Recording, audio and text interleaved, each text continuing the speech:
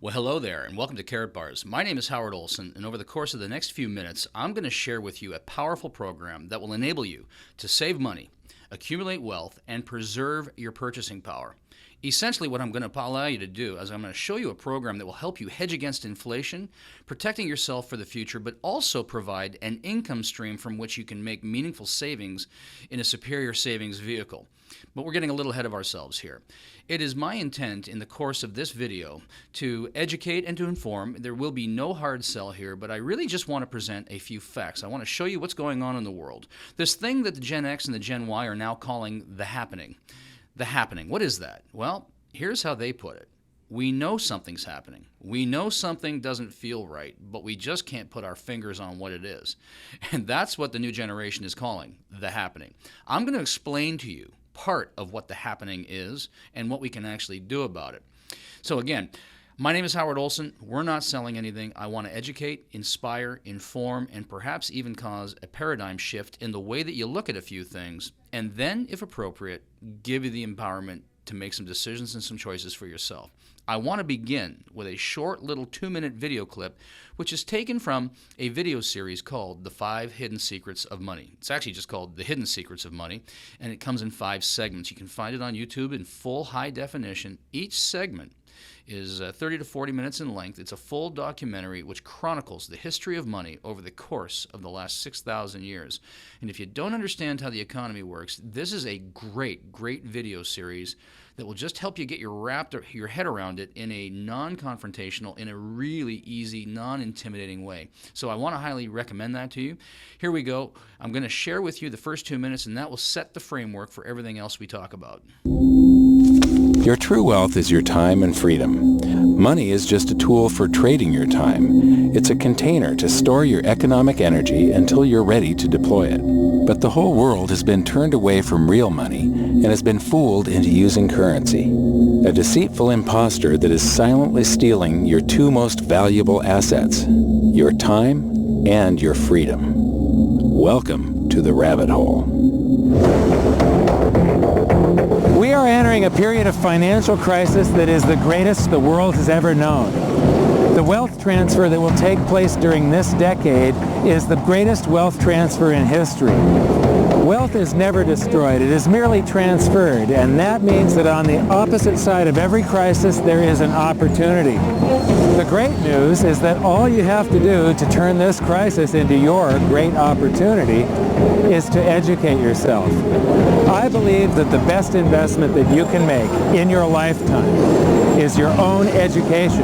Education on the history of money, education on finance, education on how the global economy works, education on how all of these guys, the central bankers, the stock market, how they can cheat you, how they can scam you. If you learn what is going on and how the financial world works, you can put yourself on the correct side of this wealth transfer.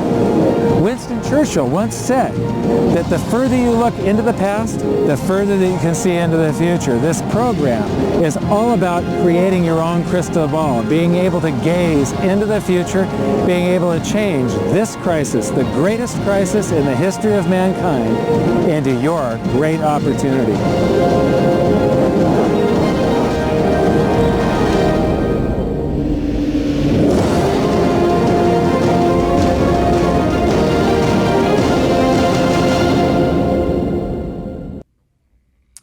Well, I love what Mike Maloney says here. He says that if you want to create this crisis into the greatest opportunity, the best thing that you can do is to get yourself an education. Understand how money works, understand how the world works, and understand how the economy works. Ladies and gentlemen, that's what I propose to do with this presentation over the course of the next few moments. I'm going to present to you not just an opportunity, not just a company, not just Carrot Bars. I'm going to present to you a way that you can literally change some of your spending habits into savings habits and get paid in both cash and gold for doing it. But before we get there, I want to talk a little bit about why we have some of the challenges that we have in the world today. You know, Mike says if you want to get ahead, you need to educate yourself. And I want to take us back to school now. You remember going to school? You remember the 3 R's? We all learned reading, writing, and arithmetic, right? Remember the 3 R's? Okay, so we learned all that. But my question is, who taught you about money? When you think about this, who taught you about money? I ask this question all the time in our live seminars, and 99% of the time the answer is, well, no one. And 1% of the time, it's my parents. Now, some of us are fortunate to have good parents with good money sense. Unfortunately, many of us have parents that also didn't know too much about money, and while they did the best that they could, they taught us what they knew, which was really not all that much. Who teaches us about money today? Think about this. It's the banks. It's not the schools. It's not your college. It's not your university. It's the banks. Private corporations who want to sell us on their debt instruments, want to sell us on their credit cards, their mortgages, and financial instruments. And if they're private corporations held by private shareholders and their goal is a profit motive, are the instruments that they're selling to us and educating us on in our best interest or in their best interest? I'm just going to leave that one to you to come to your own conclusion, but I think we're probably on the same page here. Let me ask you a question. When you think about most Canadians and most Americans, most North Americans in a very general sense, do you think they have a plan to get themselves out of debt and have the ability to retire in the next 3 to 5 years if they so desire? I don't think so. Let me ask you another question. Do you? And if you do, how's that plan actually working for you? Now, I asked that question thousands of times in the course of a year. I run presentations all over North America, and I know the answer that typically comes back, probably something very similar to what you were just thinking. And I want to share with you why that is, why there's no shame in it, and what we can actually do about it. You see, the numbers don't lie. Numbers will always tell us the truth if we just simply look at the right numbers. So let me share some numbers with you now. Since the Great Depression in 1932, under the Federal Reserve banking system, the dollar has lost 98% of its purchasing power, while gold, the vehicle that once used to back our currency, has risen by 4,300%. We can look at it like this. In a typical home making typical purchases in a typical week, now I've tracked these numbers over 30 years, but the price of bread has increased 959%. Movie tickets have gone up 483%. Housing in many markets, particularly the one I'm living in, almost 1,100%. The simple, inexpensive postage stamp has risen 800%, and milk is up by 257%. Now let me ask you a question. Although I'm tracking 30 years, have you seen a 250 to 1,000% increase in the real wages that you can bring home in the past decade? I don't think so. I sure haven't. And most of the people I talk to also say that they haven't, and that's exactly the problem. This is why we're finding it so difficult to get ahead, create any real and meaningful savings, and get ourselves off the debt wheel. We're living paycheck to paycheck, and here's why. We just can't get ahead of the inflation curve. The inflation curve that the government tells us doesn't exist, and there's lots of reasons why they hide those numbers and how they hide those numbers. But we've just looked at a very simple shopping basket, and I can tell you that it's for real. Listen, I'm going to make this very clear. I'm going to say this very succinctly.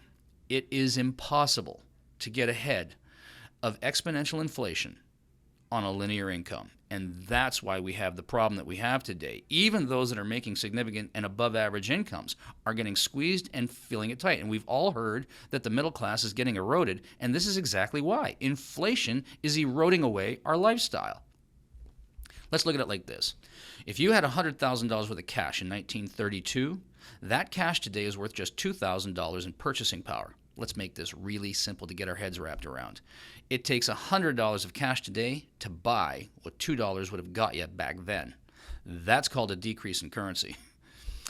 We can look at it like this also. If you had $100,000 worth of gold acquired in 1932, just let it sit in the closet accumulating no interest, that gold today would be worth $4,449,443%. That is a significant increase. That gold outperformed cash by more than 4,300%. And here's what's happened. It's actually gold has held its value. Yes, it has risen, but what has really happened is it's risen in relation to the paper currency units that they keep printing without any store of value behind it. And for a good portion of our history, money, our currency, was backed by gold. It's no longer backed by gold. Gold is shooting, and the purchasing power of our dollar is decreasing. And as we've just seen, it's lost 98% of its purchasing power. That's called a fiat currency. A fiat currency is that which is backed by nothing. You see, most people think that inflation is an increase in the price of goods. And I'm going to propose to you that the price of goods don't change a bit. Inflation is not an increase in the price of goods. Inflation is a decrease in the purchasing power of the currency that we use. And here's a very simple illustration. I know that if we go back 2,000 years, the suit of the day back in the time of the Romans, and we can look this through biblical texts or through historical texts, the suit of the day was a fine toga, a handcrafted belt, and a pair of fine leather sandals. And we know that that suit, the suit of the day, was the equivalent of one gold coin. 1960, you could have walked into any fine men's shop, gone for the suit of the day, which was a suit, a shirt, a nice tie, a handcrafted belt, and a pair of shoes, and the suit in 1960 would have been the equivalent of one gold coin in 1960. Now, at the time of this video, middle of June 2015, an ounce of gold is $1,200. And today, if you walk into a fine men's shop and you're looking for a nice suit, a tie, a shirt, a handcrafted belt, and a nice pair of shoes, what's it going to cost you? You betcha, $1,200. I will propose to you that the price of that suit has not changed in 2,000 years. The price of the suit was always the equivalent of one gold coin. In fact, gold has held its value. Gold is God's money. He gave it to us because you can't print it into existence. It comes out of the ground, and it's the currency that God himself created 6,000 years ago. It has outlasted currency. The price of the suit hasn't changed a bit. It was a gold coin 2,000 years ago. It was a gold coin 60 years ago, and it's a gold coin today. Gold has held its value. Cash has eroded. Why? Because they're printing it like it's going out of style. It's a fiat currency. The word fiat is literally a Latin term. It's a Latin word, and the literal translation is, well, it shall be. What that means in relation to currency, fiat currency is a currency that's not backed by gold or silver or any tangible store of value. It's basically money printed out of thin air, created because somebody fired up a printing press and said it will be. And when I showed this slide to my wife, Michaela, she looked at it, she says, oh, fiat money. It's money because I said so. Exactly. Just because someone said so and we have faith in the system, not that there's any store of value in it. And that's the problem with our currency. And we've heard of QE1, 2, 3, 4. Yeah, we've heard of all of that. What's that? It's a fancy term for we're going to print money like it's going out of style. And I'm going to show you exactly how much they've been printing in just a few moments. But Thomas Jefferson, one of the founding fathers of the United States, he said it like this: if the American people will ever allow private banks and the corporations that grow up around them, they will deprive the people of their property until their children will wake up homeless on the continent their fathers conquered. Now, he knew exactly what he was talking about, because if you understand the history of the United States and how it was created, it was the Pilgrims. They left England. Why did they leave England? Because of a central bank, because of fiat currency, and because horrendous tax rules. They left to get away from the central bank and the taxation policies. And they understood that if they allowed these central banks into the United States, that they would destroy the very country that they were founding. America was founded on a tax revolt in 1776. I want to bring this back for our Canadian friends, and let's make this a Canadian story also. William Lyon Mackenzie King, one of our prime ministers, he put it like this: the issuance of credit and currency is the state's most precious resource. Once a nation gives up control of its currency, it matters not who makes the laws, because usury, once in control, will wreak havoc on any nation. Now, he knew what he was talking about also. The Bank of Canada was established, they began planning it in 1931. The Bank of Canada opened its doors in 1935, and its sole mandate was to issue currency and credit to the federal government and to the provinces to create the infrastructure that built this great nation. It was the Bank of Canada that provided interest-free loans that built the Trans-Canada Highway, that built our national rail lines, that built all of our schools, all of our hospitals, and all the key infrastructure that created us into the Canada that we are today. And that worked really well. In 1974, Canada was invited to join the then G8. You know what the price of admission was? You must give up control of the issuance of your currency and your credit, and it must now come to you from the international banking cartel called the International Bank of Settlements, the European Central Bank, and the IMF. And ladies and gentlemen, I will tell you now that all of the wars that we fight, all the infrastructure that we build, all of the bridges that go up, if it's funded by the provincial or the federal government, that money is coming to us from outside of the country, and the interest payments that accrue are now leaving the country, and your tax dollars do not stay here to pay our debts. Your tax dollars are actually going to pay interest to foreign corporations. And that's hiding in plain sight. It's very well documented, but nobody, and certainly the mainstream media, isn't talking about it.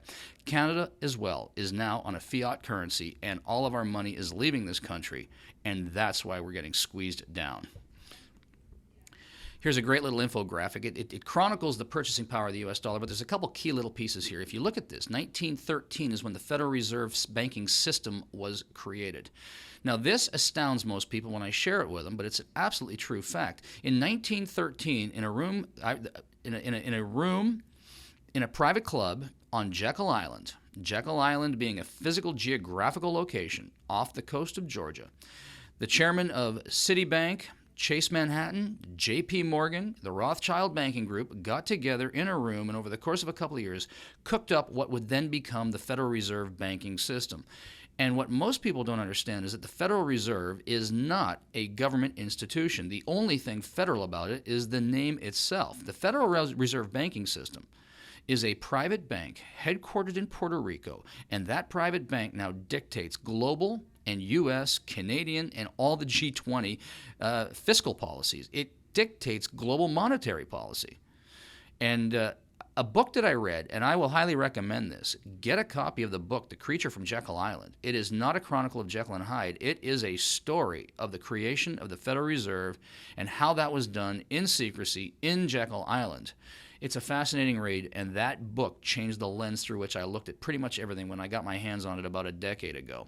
1913, the Federal Reserve is created. It's a private corporation. It now creates the currency that's used by the United States. If you look at a U.S. dollar, it does not say a U.S. dollar. It says Federal Reserve Note, a note issued by a private bank. In 1944, at the end of World War II, the Bretton Woods Accord was created. At the end of World War II, the United States was identified as the emerging global economy. And at that point, the Bretton Woods Accord pegged all currencies to the U.S. dollar so that international trade could be smoothed out. And from that point forward, pretty much all goods were priced in U.S. dollar. The U.S. dollar was pegged it was pegged to gold, and the peg was 1/35 of an ounce would equal $1 US. That's going to be a significant number in just a few minutes. $1, 1/35 of an ounce. And if you look at the price in the history of gold during that period, it was very stable. It didn't fluctuate. It stuck right there around 1/35 of an ounce to a US dollar.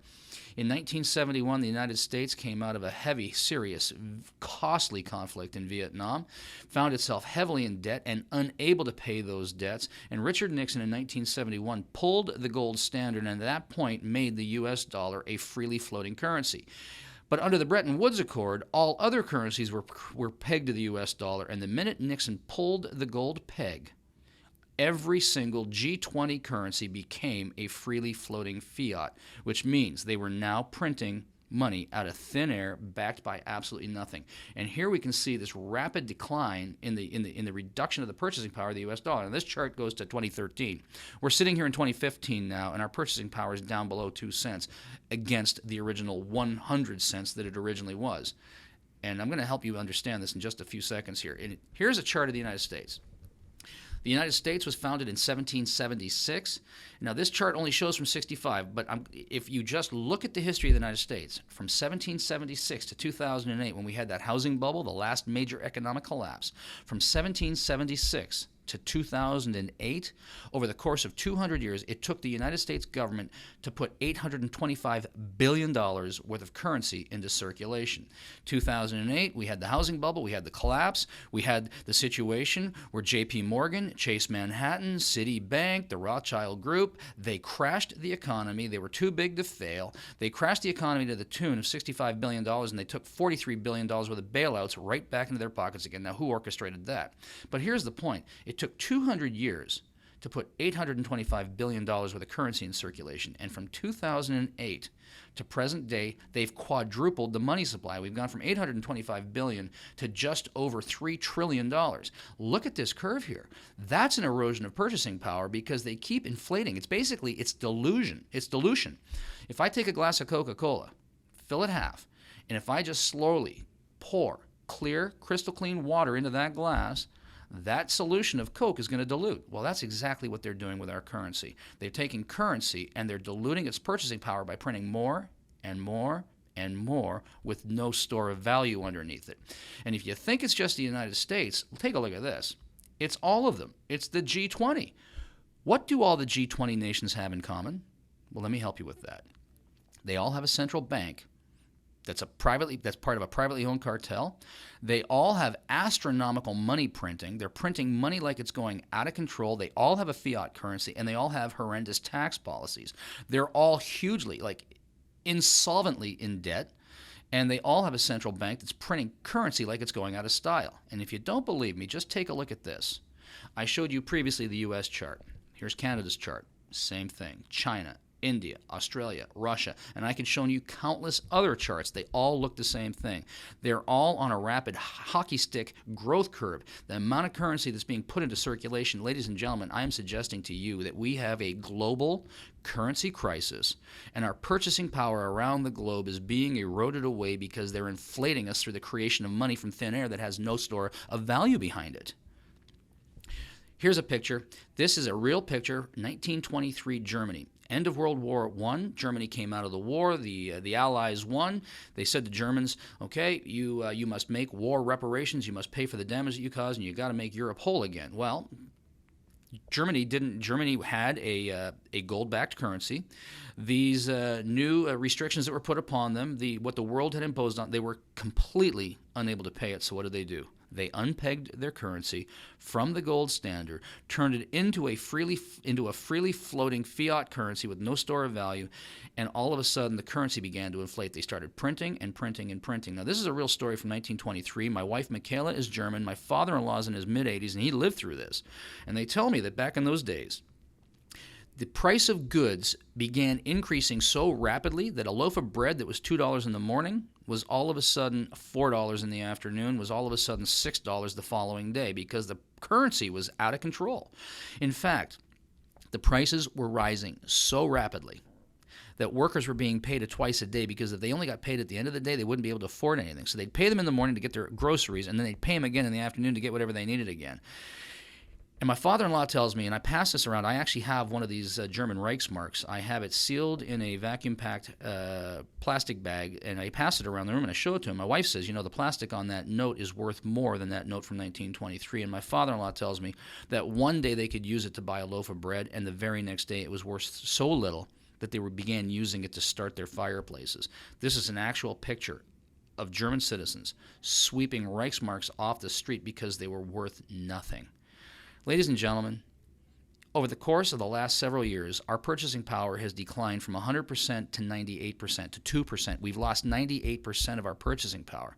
And if they keep printing this, and they will keep printing this, how much further can it go before it's worth nothing? Do you know that the average fiat currency has a lifespan of 27 years? There is not one single example in the history of the world of a fiat currency that has survived. There isn't one.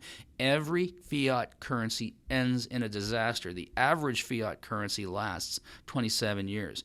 The Canadian fiat currency right now is sitting at 41 years. We've outlived our lifespan. The U.S. currency sitting at 44 years. Now, if we know that the average lifespan is 27, that not one single currency has survived, not one single fiat currency has survived, and we've already lost 98% of our purchasing power, how long will it be until our currency implodes and we go into a period of hyperinflation and we'll be the people that are sweeping our dollars off the streets? I don't have a crystal ball, and I don't know if it's tomorrow, and I don't know if it's a year from now, but I know it's coming. I know it's coming. And, Voltaire just put it like this.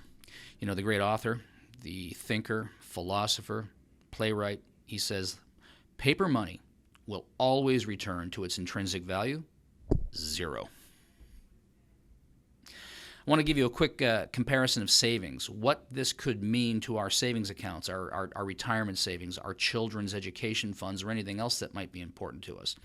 I just take a little track over the course of 20 years. I say if you would have saved $65 a week, or let's call it $300 a month over the course of 20 years, from 1995 to present day, all right, I'm going to keep this really simple, so I'm not going to start adding in compounded interest because at the end of the day, there is no interest anymore, right? I mean, you put your money in a bank, you get 1% on it, so it's insignificant anyway.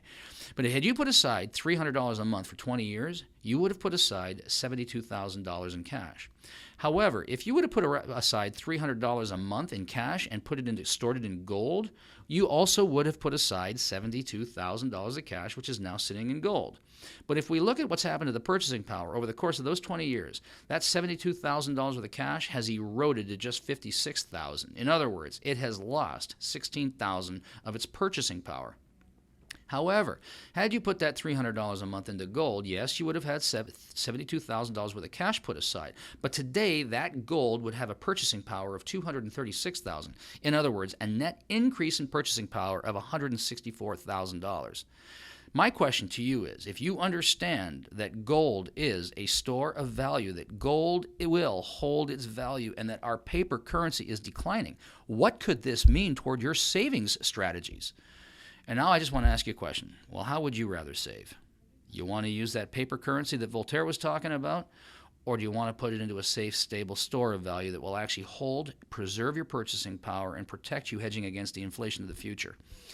That's a question I'm just going to leave with you to sort out for yourself. But I think I know what the answer probably is. Ray Dalio, one of the richest men in the United States. He is pretty much known as a brilliant philosopher, an incredible economist. He's a serial entrepreneur. He's chairman and CEO of the Bridgewater Group, the largest and most successful hedge fund in the United States today. He's a multi-billionaire. And this is a direct quote from Ray Dalio. If you don't own gold, you simply don't know history.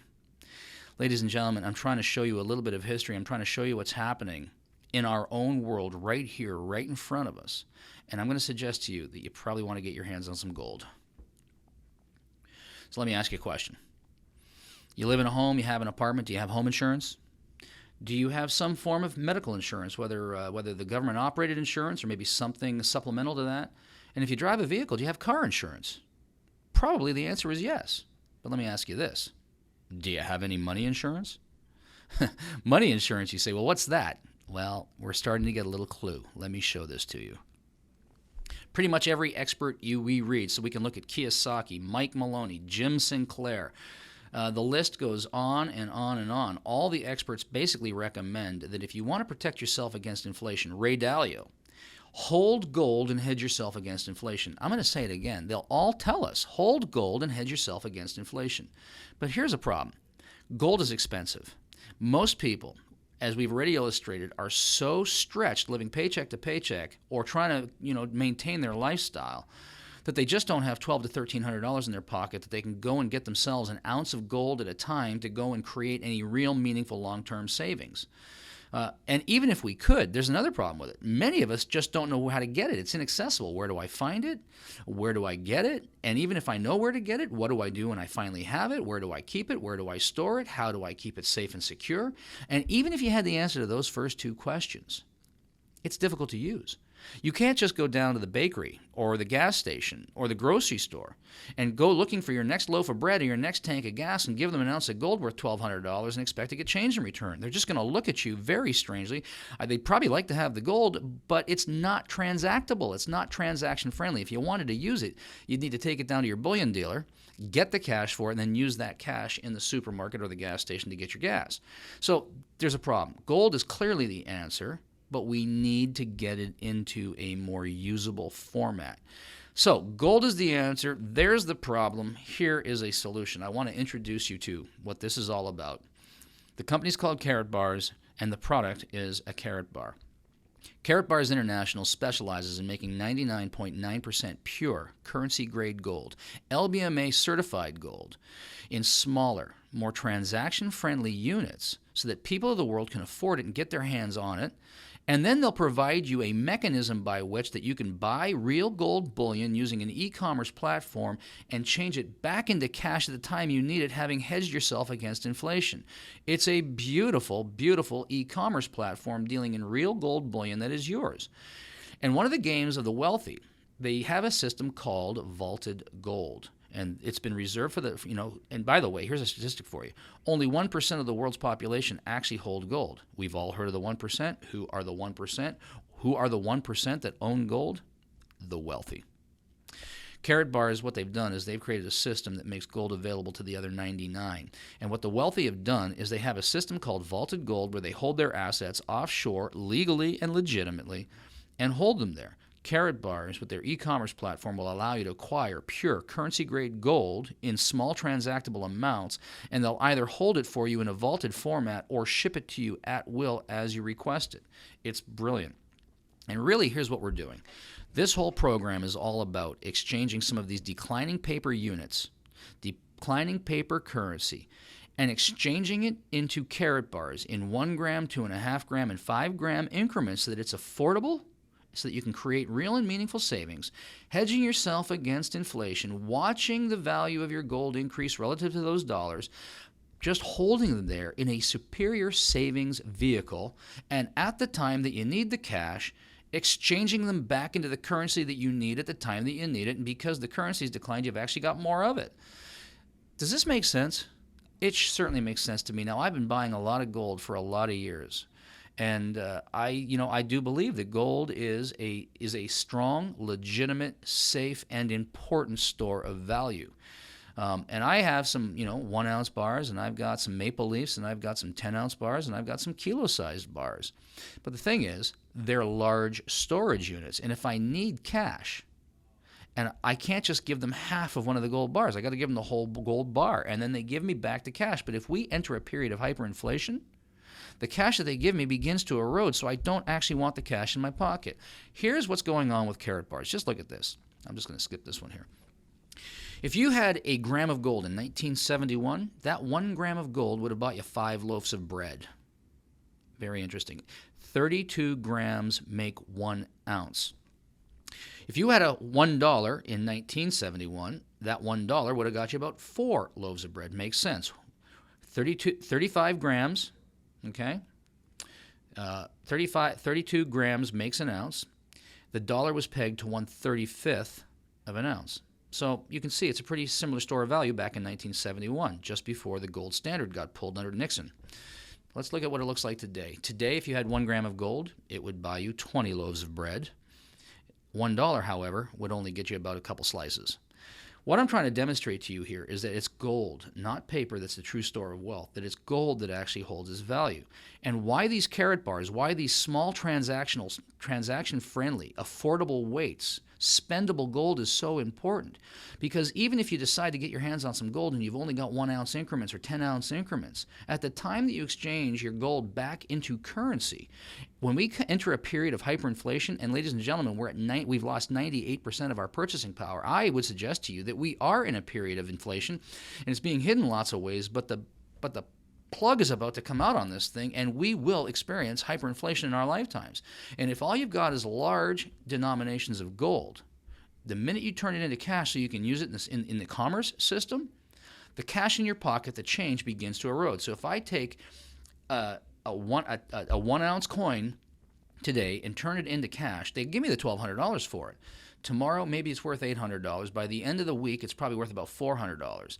I'm losing my purchasing power.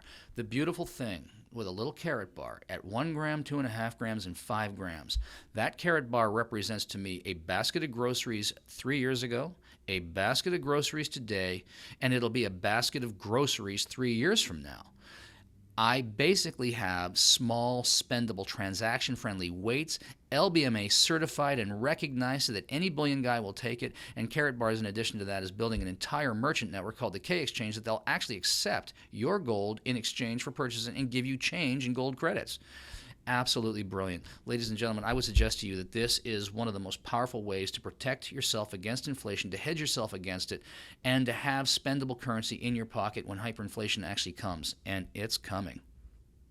So let me ask you the question again. Are you ready for some money insurance? Because it's gold, not cash, that is our protective shield against inflation.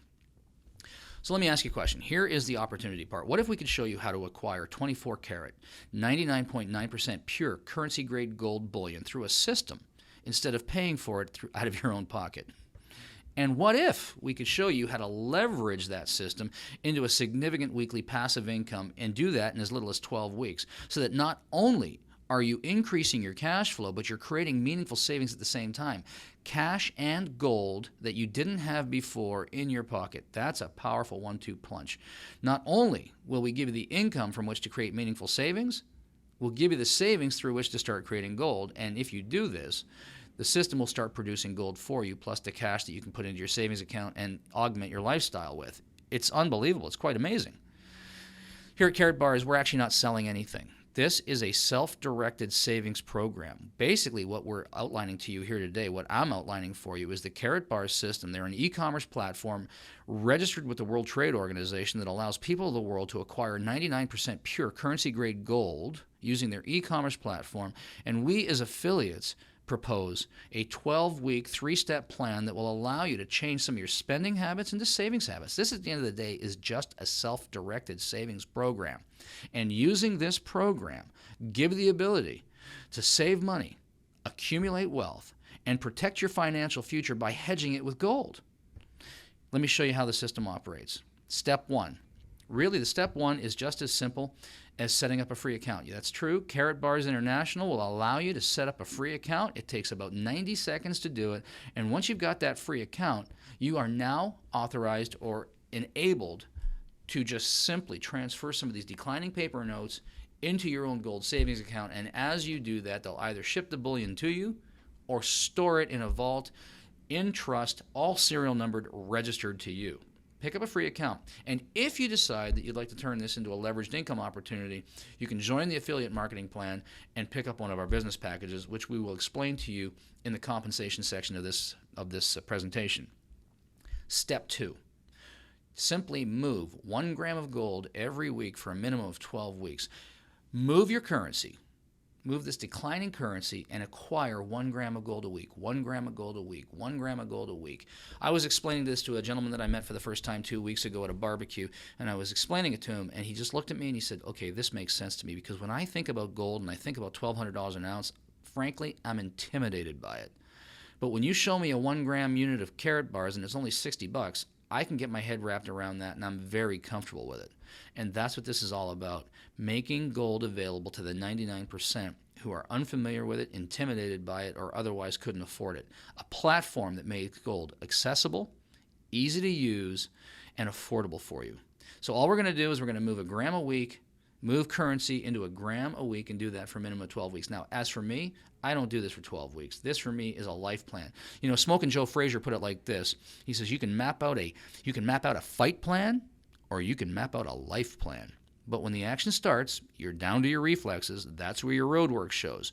If you cheated on that in the dark of the morning, you're going to get found out now under the bright lights, because champions don't become champions in the ring. Now, he was talking about boxing, but it's a great metaphor. This, for me, is a life plan. And when the lights come on and hyperinflation hits, I want as much of these spendable gold units as I can. I am committing to this. And the beautiful thing is, Carrot Bars has given me the income stream to actually acquire more gold as they kick out gold to me. It's astronomical. It's mind-boggling what Carrot Bars has done here. That's step 2. Step number 3, if you want to turn this into an income opportunity, and if you want to get free gold out of a system and cash flow to do it with, all we simply do is you enter our affiliate marketing program and our free referral program. Yes, a free referral program. When you set up your account, Carrot Bars will enroll you in what they call their unilevel system. I call it the personal referral box. And simply by referring a couple of people to Carrot Bars, they will now start to pay you residual incomes on any acquisitions that people have made as a result of you simply saying, take a look at this.